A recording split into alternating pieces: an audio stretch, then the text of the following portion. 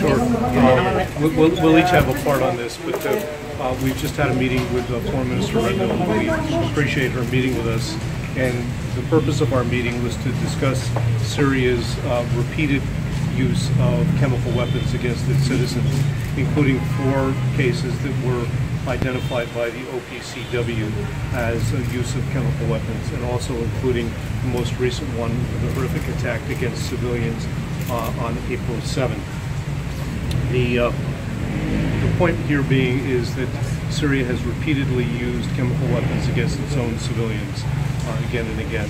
With regard to our strike, which was against Syria's chemical weapons sites and their storage capabilities, our strike focused on degrading Syria's chemical weapons capabilities and deterring further use. So what's the point from this? We'll issue a statement and get Okay. I would like to add that our countries did their best to secure a fully UN supported operation, but we faced the fact that during the last years we were confronted with 12 Russian vetoes, including 6 on chemical weapons, and there were no other way to act and to strike and to show the Assad regime that he crossed a red line by using chemical weapons against his own population, including children. This was acceptable, that's why we decided to strike. So there's a very clear choice for all state parties to the Chemical Weapons Convention. Do we wish to see this international norm eroded and the spread and the use of chemical weapons around the world? Or do we wish to reinforce and uphold this very, very important convention? Indonesia is a state party to the convention, and indeed from next month Indonesia will join the executive committee of the OPCW, the body that monitors and upholds this convention. So we welcomed the statement by Indonesia and by Ibu Menlu that was released at the weekend, setting out their position on these attacks and the use of chemical weapons in Syria. But we invited Indonesia and the Indonesian authorities to go further. We would like them to join us in holding the Assad regime accountable for the misuse and the abuse of this convention and the use of chemical weapons against Syrian nationals.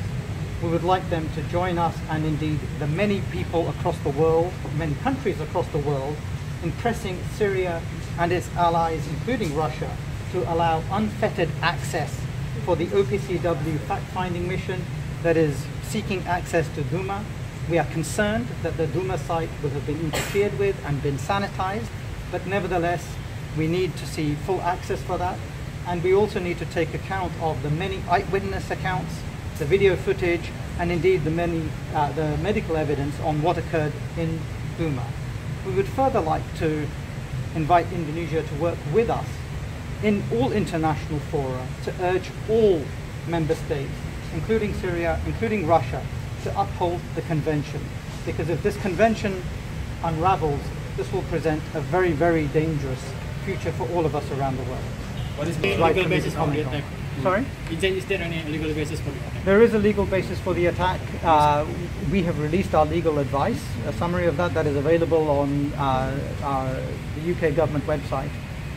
And it's important to remember that the attack was focused and proportionate and justified and necessary.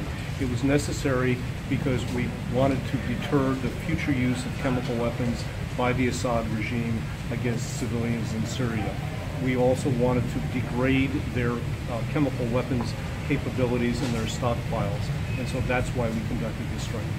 Maybe I might just add, this was a limited strike focused on the chemical weapon facilities and seeking to deter future use of chemical weapons. We were not looking to affect regime change or shift the course of the Syrian conflict. The only solution to the Syrian conflict lies through an inclusive political process that involves all parties and indeed all partners. Thank you very much. Thank you.